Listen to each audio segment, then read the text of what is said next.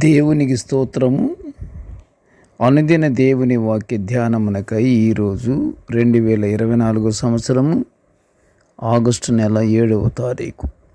ఈరోజు ధ్యాన వాక్యము పరిశుద్ధ గ్రంథము నుండి మత్తయి సువార్త 22వ అధ్యాయము 37వ వచనాన్ని మనం ధ్యానించుకుందాము. ధ్యాన వాక్యము చదువుకుందాం. నీ పూర్ణ హృదయంతోనూ, నీ పూర్ణ ఆత్మతోనూ, నీ పూర్ణ మనస్సుతోనూ నీ దేవుడైన ప్రభువును ప్రేమింపవలెను. ప్రియ దేవుని బిడ్డలారా, ఈరోజు ధ్యాన వాక్యంలో దేవుణ్ణి ప్రేమించే విధానం గురించి యేసుక్రీస్తు ప్రభువు వారు చెప్పిన మాటలను మనం ధ్యానించుకుంటున్నాము. ప్రభువారు అనేక జనములకు బోధ చేయుచున్న సమయంలో ఒక ధర్మశాస్త్రోపదేశకుడు ప్రభువుని శోధించుటకై ధర్మశాస్త్రంలో ముఖ్యమైన ఆజ్ఞ ఏది అని అడిగిన దానికి నీ పూర్ణ హృదయముతోనూ, నీ పూర్ణ ఆత్మతోనూ, నీ పూర్ణ సత్యం, నీ పూర్ణ మనస్సుతోనూ నీ దేవుడైన ప్రభువును ప్రేమింపవలను అనునదియే ముఖ్యమైన ఆజ్ఞ అని ప్రభువు చెప్పేశారు. అలాగే నిన్ను వలె నీ పొరుగు వారిని కూడా ప్రేమించుము అనున్నది రెండవ ఆజ్ఞగా తెలియపరిచారు. మీరు ఒకరినొకరు ప్రేమింపవలనని మీకు కొత్త ఆజ్ఞ ఇచ్చుచున్నాను. నేను మిమ్మును ప్రేమించినట్టే మీరును ఒకరినొకరు ప్రేమింపవలను అని ప్రభువు ఆయన శిష్యులకు ఆజ్ఞాపించినట్లుగా యోహాను సువార్త 13వ అధ్యాయము 34వ వచనములో వ్రాయబడి ఉన్నది. ఒక నిజమైన క్రైస్తవుడు ప్రభువు ప్రేమించినట్లే తన తోటి వారిని కూడా ప్రేమిస్తాడు. ఎవరు నిజమైన క్రైస్తవుడు అయితే, నిజమైన క్రైస్తవుడు అయ్యుండి అతను కూడా ఒక విశ్వాస అయ్యుండి సంఘములో ప్రభువు ప్రేమించినట్లే ఈ ప్రేమించబడిన ఈ మనుష్యుడు కూడా తన తోటి వారిని కూడా ప్రేమిస్తాడట. ధర్మశాస్త్రంలోని ఆజ్ఞలన్నిటికీ లోబడి అనుసరిస్తాడు.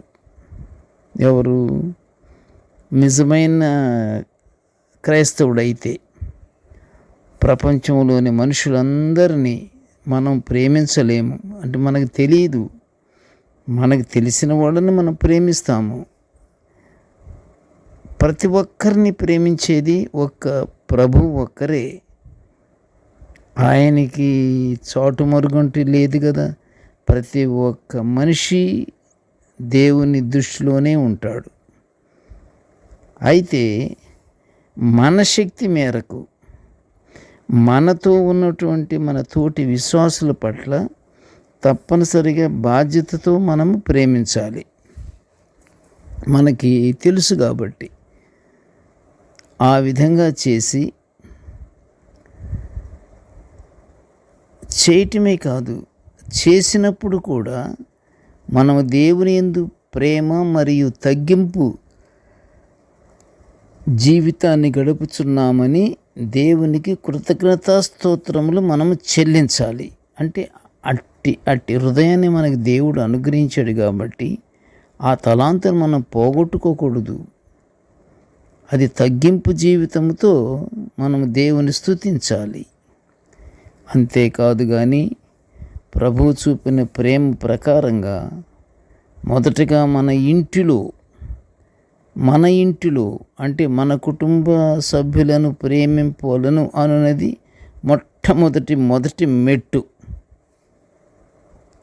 దేవుని కుటుంబంలోని మన తల్లిదండ్రులు, మన సహోదరులు, మన సహోదరీలు, ఇంకా మన కుటుంబ సభ్యులు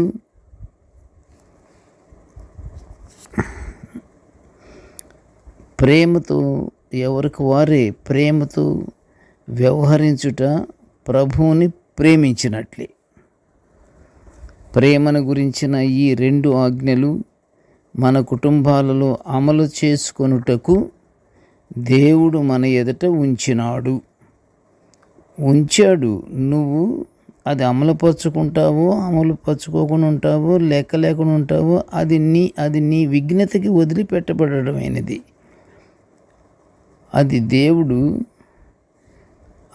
అది దేవుని దృష్టిలో ఎలా ఉంటే అలాగా రేపు నీకు ఎదురయ్యే ప్రశ్న అక్కడ ఉంటుంది. అది నీకు మన కుటుంబాలలో అమలు చేసుకొనుటకు దేవుడు అది మన ఎదుట ఉంచేశాడు. ఇందులో కూడా అది ప్రేమించాలో ప్రేమించకూడదో మానవుడికి తెలియంది మాత్రం కాదు. నాకు తెలియదే అయ్యో అంటే అది కుదరదు. తెలియకపోవటానికి ఏముంది? ప్రభు ఆజ్ఞలకు లోబడి మనము జీవిద్దాము. ప్రభు ఆజ్ఞలకు మనం లోబడి మనము జీవించాలి. కనుక ప్రియ దేవుని బిడ్డలారా, ప్రేమ గురించి చాలా లోతైన అర్థం కలిగినటువంటి ప్రేమ ఇది. ప్రతి ఒక్కరూ మనము ప్రేమ కలిగి ఉండాలి. ప్రేమకు వాయిదాలు వేయకూడదు.